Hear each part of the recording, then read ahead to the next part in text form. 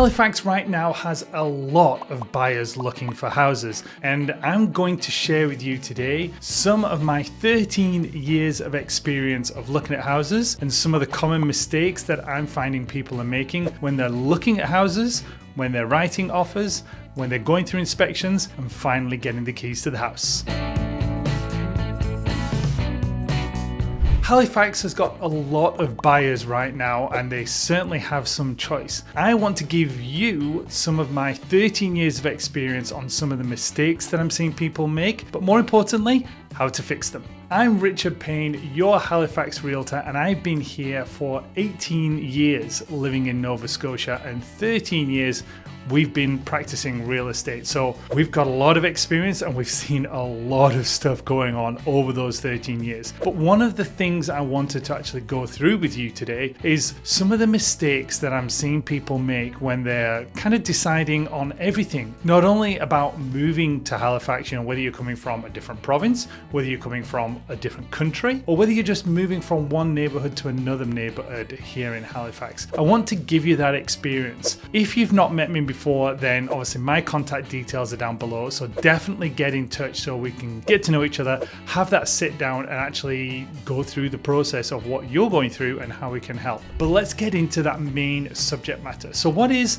kind of the first thing that I find people doing when they're searching for houses? To me, it's always the neighborhood. You've got to really find some time, and if you're not in the province, I understand that this can be a bit more difficult, but you have to find the time to come to Halifax. We have a lot of different neighborhoods. We have different prices, we have different locations, we have different terms of starter homes versus move-up homes versus trophy homes versus downsizing areas. So you've got to actually spend a bit of time, come over on the plane, take 3-4 days, make it a long weekend, potentially bring the kids if that's something that you need to do as well.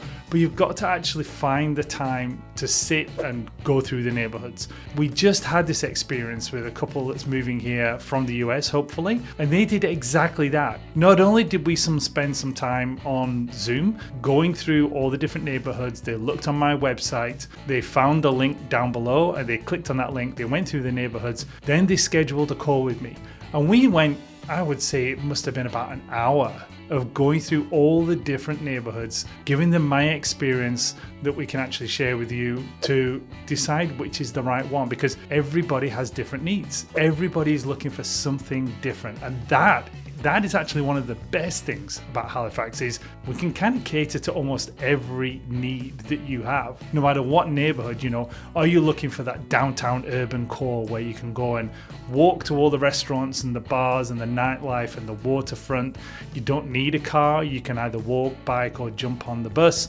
Or are you looking for areas that are what I would class as more suburban? In which case, we're talking parts of Bedford West, we're talking a little bit more land, definitely off-street parking, a lot more family friendly, a lot more parks and neighborhoods. Or maybe you're talking almost what I would class as a little bit like semi-rural. Now we're into acreages, drilled wells, septic fields, peace and quiet, but more commute time. So if you're looking for those, we've got a video that we'll post up here that goes into all of those different neighborhoods, and you should definitely check that one out. So after we'd spent that time, they jumped on the plane, they came here for 4 days, and we spent about 2/3 of a day in the car looking at different neighborhoods, looking at houses. Now, yes, that was their situation, and they had a kid that they had to leave back in the US, and grandparents had to look after.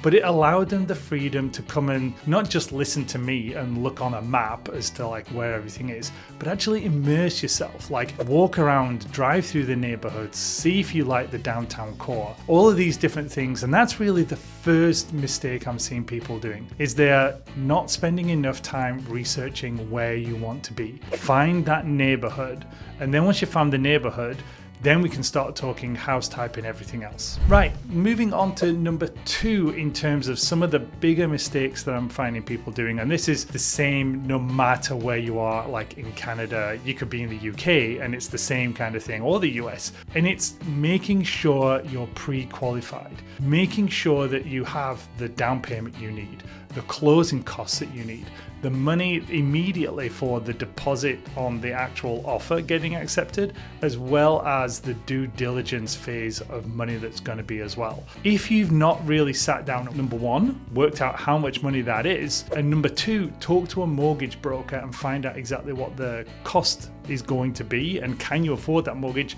it's just going to be really difficult. And again, kind of drawing from the experience, we've definitely had the times in the past where people have, maybe they've done that pre-qualification, but they didn't do it well enough, so that we start looking at houses, and that's when they start realizing, oh, hang on a minute, not only have I got the mortgage payment, I've got the property tax payment, I've got the heating payment, and all of a sudden those bills start building up, and then you realize how much you're going to have to pay a month for this property, and then the budget changes.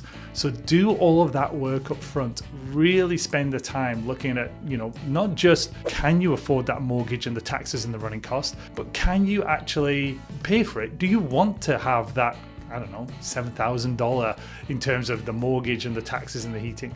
Do you want to have that kind of a bill every single month? Whether you can afford it or not, that's one question. But you might not want to have that. You might want more disposable income. So definitely make sure you get in touch with a mortgage broker or get in front of your bank, your lender, either way, and make sure that you've got a good number that you're happy with. Now let's talk a little bit more about, let's say, the fluffy stuff. And it's basically going into something with a little bit too emotion. And yes, I know it's hard to do. We're in the situation currently, right now, where I have a buyer and she is very emotionally attached to the house, but also the price is not exactly where we need it to be. So there is that element that when you go through houses, I definitely want you to feel some emotion, for sure, because there's nothing worse than me you walk into the house and I'm like, so do you like this house? And I know it ticks all of your boxes. So it's the great location, it's the perfect size of house,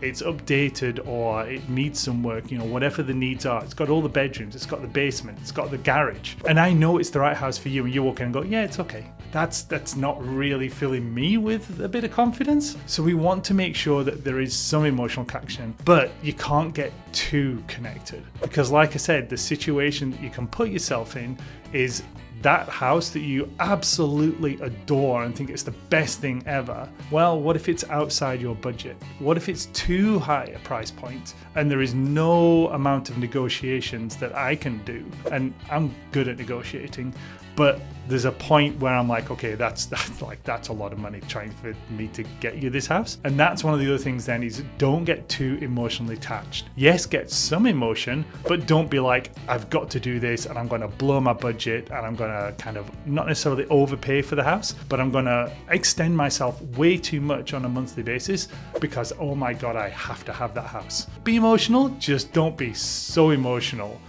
that it causes a lot of problems. Look at the last one here, and it's basically not taking the time to understand the inspection report that you've actually just been given. So we found the right neighborhood, we found the right house, we negotiated like crazy, and we actually got it for a price that we're happy with, and now we get the inspection report. Take the time, and this is why I always encourage a lot of the clients that I work with, is come with me on the house inspection. There's an awful lot of time that we spend at that house, 2 to potentially even 4 hours, depending on the size of the house, and you want to be able to ask the questions. This is another chance for you to go in the house and figure out everything about the house. Now, when we do the house inspection, we're looking for the health, the safety, the hazards, the problems that we're going to come up against that are really going to cause serious issues. We're not looking at the very small stuff. If it's like, okay, there's a GFCI plug, ground fault circuit interrupter exterior plug, that's not working. Yes, that might be a bigger issue, but realistically, it's probably $60 or something like that to actually fix that plug. So we're not really concentrating too hard on those. We're looking for the big stuff.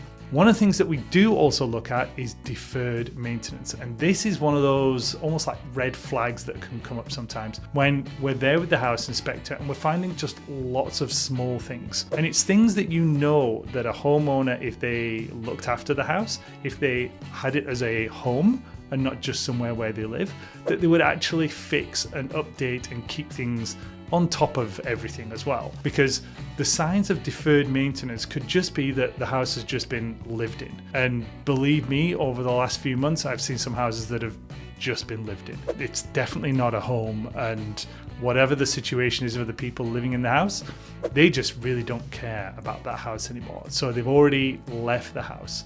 So it's not a home to them. And that's where deferred maintenance creeps in, because they're just like, I'm not going to fix that. I'm just going to leave it. And that's where you want that inspection report to kick in.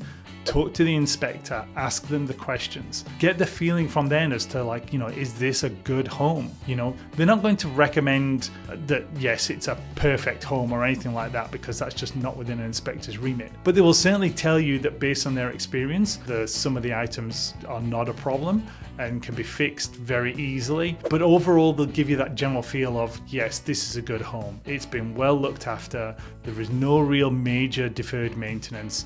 It's been treated well.